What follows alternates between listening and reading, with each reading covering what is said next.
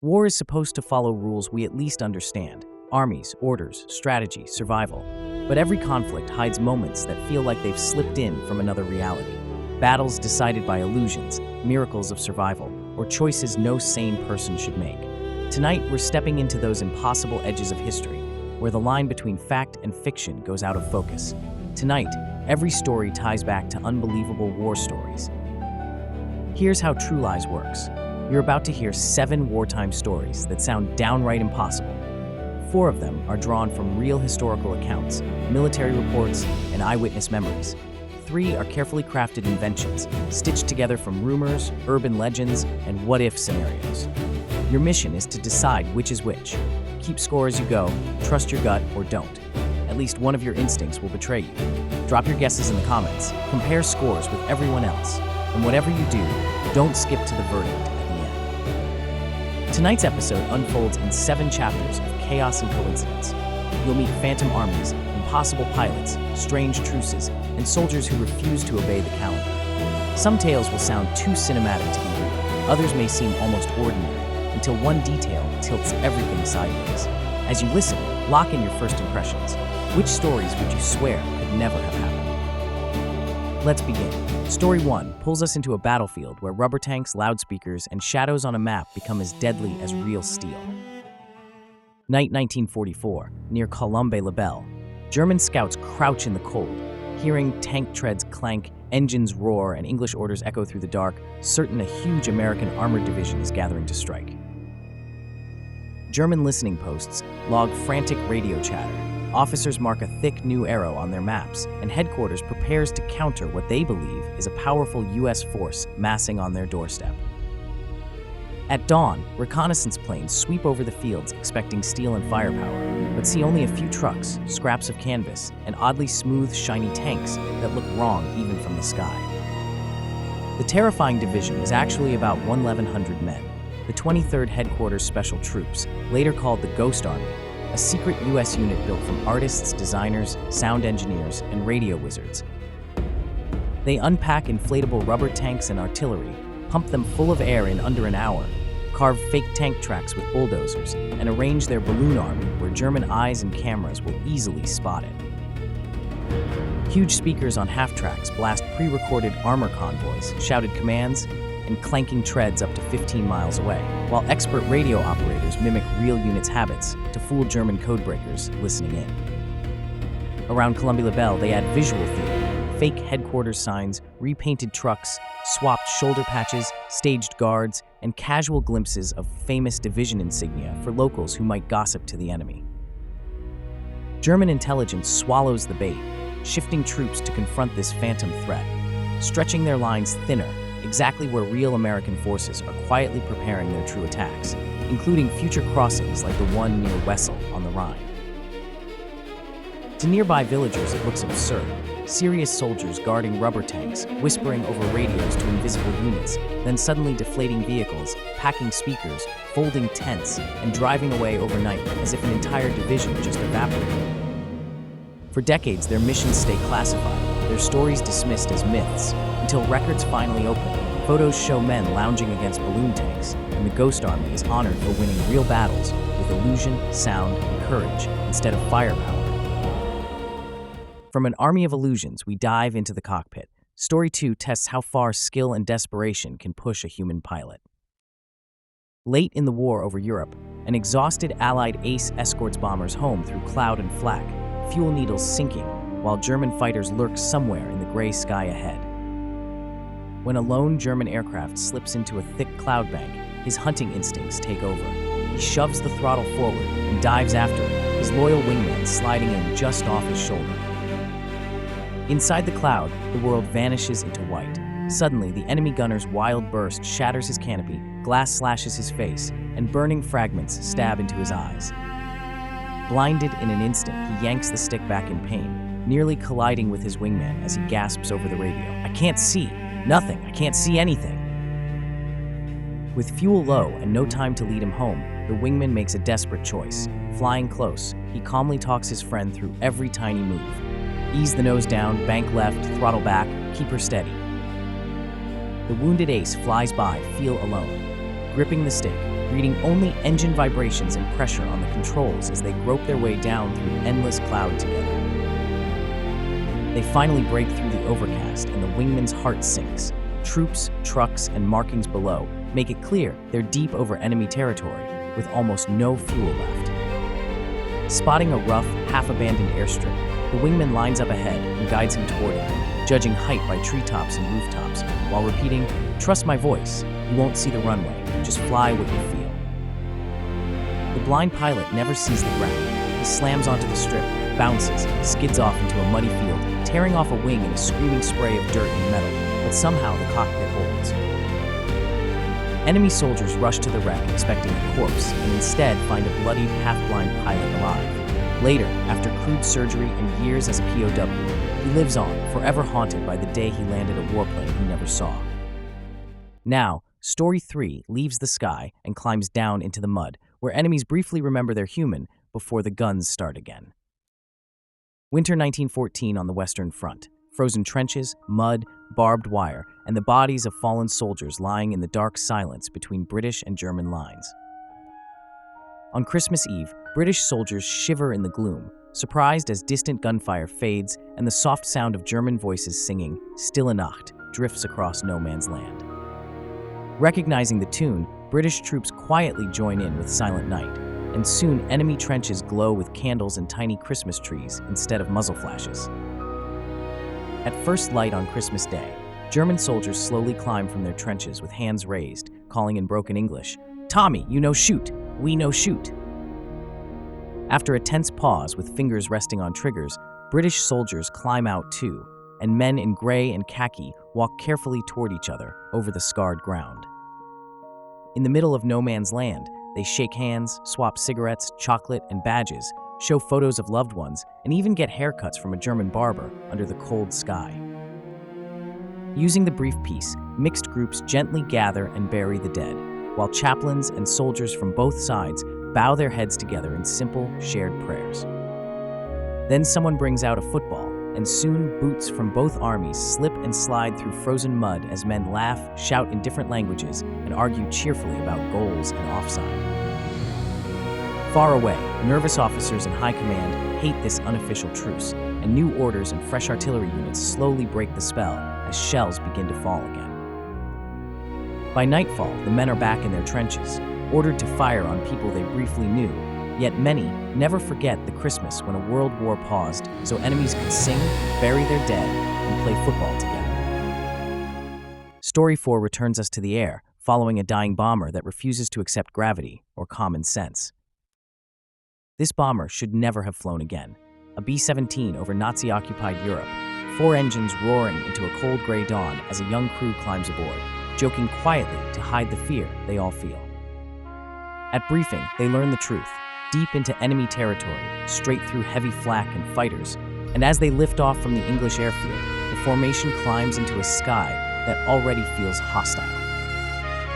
Crossing the coast, black flak bursts bloom all around them, the fortress shuddering as the crew snaps into action at their guns, eyes straining through frost-rimmed windows for the first sign of enemy fighters. Then a blinding flash, a flak shell slams into the tail, killing the tail gunner instantly, tearing away a huge section of the rear fuselage so violently that daylight suddenly gapes where solid metal used to be. Control cables whip wildly in the freezing wind. The bomber lurches and drops, and for a sickening moment, everyone believes they're falling apart in midair as enemy fighters dive in to finish the job. Raked by cannon and machine gun fire, with oxygen and fuel lines severed, the crew hears the order they never expected. The pilot will not make them bail out, because one man is too badly wounded to ever reach the door. Instead, gripping a barely responsive yoke, the pilot discovers he can still nudge the crippled fortress by throttle alone, carefully feeding power to one engine, easing off another, balancing the shattered tail like a tightrope act in the sky. Inside the torn fuselage, men clip themselves to parachute straps, crawl past jagged holes, stuff rags and gloves into leaking fuel lines, and one gunner clamps a sliced oxygen hose in his bare hand until his skin freezes to the metal. Hour by hour, he pokes the impossible machine across the channel, skimming low over gray water, watching the gauges sag, while other bombers speed ahead, certain this mangled straggler will never touch friendly soil again. At last, the airfield rises ahead. With almost no tail left, the B-17 slams down, bounces, and somehow stays upright, rolling to a grinding stop as stunned ground crews stare at the wreck that, against all logic, brought its crew home alive. Next, Story 5 moves to the ruins of a shattered city, where music and mathematics might turn a piano into a weapon. Winter 1943. In a shattered Eastern European city under siege, a thin Soviet soldier in a torn greatcoat stands in a ruined apartment block, listening to distant guns while smoke and freezing fog swallow the streets below. Before the war, he was a concert pianist, trained to hear the smallest shift in tone. Now he is just Private Nobody, assigned to a cramped artillery command post, buzzing with radios and shaking from constant bombardment. During one fire mission, as Soviet guns roar behind the lines and distant impacts rumble through the ruins, he closes his eyes and hears patterns in the echoes, tiny timing differences that whisper how far the shells are missing. Someone drags in a battered, upright piano, salvaged from the rubble, its casing cracked and several keys dead. To the others, it is a sad relic, but to him, it feels like a familiar machine waking up in a nightmare. He assigns each artillery battery its own chord. Then, after each salvo listens to the echoes, touches the keys, and turns the rise or fall of notes into calm corrections. More elevation, less range, 1 degree left or right. At first, officers distrust this strange piano method, but when fog, smoke, and dust blind normal observers, they gamble on the pianist, and his whispered numbers suddenly walk the shells straight onto unseen German positions. Night after night, in lantern glow and cigarette haze, he stands by the broken piano, frostbitten fingers hovering over chipped keys, turning the thunder outside into an invisible score of distances, courtyards, and hidden guns. One brutal evening, German counter-battery fire creeps toward the Soviet guns, but he hears a new echo, tighter, boxed in by closer walls, and realizes the enemy has moved their battery into a deeper courtyard nearer the front. He snaps out rapid corrections, 3 degrees north, 400 meters less, then waits, jaw clenched, as the answering Soviet salvo slams down exactly there, followed by harsher echoes and the stuttering roar of German ammunition cooking off. After the war, the piano disappears, and official reports mention only an unnamed specialist observer. But among scattered veteran stories survives a quiet legend, a pianist who once turned ruined city echoes into numbers and numbers into survival. Story: 6 steps off the battlefield entirely, into a jungle where one man keeps fighting long after history has turned the page. In the final days of World War II, 22-year-old Japanese intelligence officer Hiro Onoda lands on the quiet Philippine island of Lubang, clutching secret orders to destroy supplies, spy on the enemy, and above all, never surrender or die by suicide. His commander looks him in the eye and promises, "No matter how long it takes, we will come back for you." A single sentence that sinks deep into Onoda's mind and becomes more real to him than the war itself. When Japan actually surrenders in 1945 and leaflets flutter down from Allied planes announcing the war's end, Onoda and his small band examine the paper and calmly decide it must be an American trick to lure them out. Years pass as they live like shadows in the jungle, stealing rice, raiding farms at night, patching uniforms into stitched-up rags, and cleaning their rifles with almost loving care, convinced enemy forces could appear at any moment. Villagers whisper stories of a ghost soldier who leaves perfect military footprints, while police and local troops trade gunfire with shapes in the trees, clashes that slowly kill Onoda's comrades until he is the last man still on duty. Airplanes drop newspapers showing a rebuilt Japan, loudspeakers broadcast messages from former officers, and letters from his family beg him to come home. But Onoda always finds a reason to dismiss them as clever forgeries. By the early 1970s, as jetliners cross oceans and color TVs glow in modern Tokyo, Onoda still stalks Lubang's hills alone, certain the Second World War continues and that a new Allied invasion could launch from this very island. In 1974, a young Japanese adventurer named Norio Suzuki wanders into the jungle searching for Lieutenant Onoda, a panda, and the abominable snowman, and, against all odds, calmly sits down to talk with the legendary holdout. Onoda listens as Suzuki describes neon-lit Tokyo and a peaceful Japan allied with America, yet he insists he cannot surrender until his old commander personally cancels his orders, and Japan flies the now bookseller officer to the island to do exactly that. In a quiet jungle clearing, Onoda, thin but disciplined in his faded uniform, finally hears the words releasing him from duty, then steps out of the trees after 29 lost years, a loyal soldier suddenly facing a world that moved on without him. And finally, Story 7 walks into the strangest territory of all, the fog between time, memory, and command. In 1918, in a muddy British dugout near the Western Front, a young staff officer hunches over maps and blurry aerial photos, knowing every pencil line he draws could decide whether hundreds of men live or die at dawn. Exhausted, half-starved, and surrounded by damp earth and candle smoke, his head finally drops onto his chest as distant artillery rumbles like an endless storm above the trenches. He wakes at the same desk, but the air now smells of tobacco. A white electric bulb glows overhead, and his messy notes are replaced by crisp typed orders and impossibly sharp aerial photographs. His heart races as he realizes the documents describe the very attack he is planning. Same sector, same dawn, yet the date stamped at the top is 2 days in the future. At the bottom of the final page, in handwriting unmistakably his own, a note reads, "You can do better. Shift the barrage 200 yards left, delay the third wave 6 minutes, reinforce the right flank."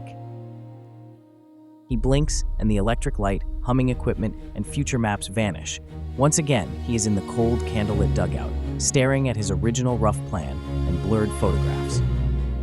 Shaken but resolute, he rewrites the plan exactly as the note advised, inventing sober military reasons so his skeptical superiors will approve the altered barrage, delayed wave, and strengthened right flank.